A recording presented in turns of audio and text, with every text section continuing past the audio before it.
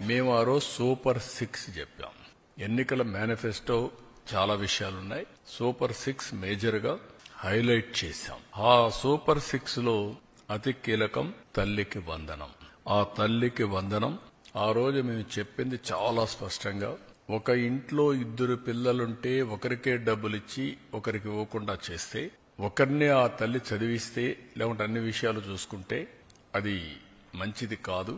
ఎంతమంది పిల్లలుంటే అంతమంది పిల్లలకి తల్లికి వందనం వర్తింపజేస్తామని చాలా స్పష్టంగా చెప్పాం. ఈ రోజు మీరు చూస్తే 67 లక్షల మందికి దగ్గర 10,091 కోట్ల రూపాయలు టోటల్ గా ఖర్చు అవుతుంది.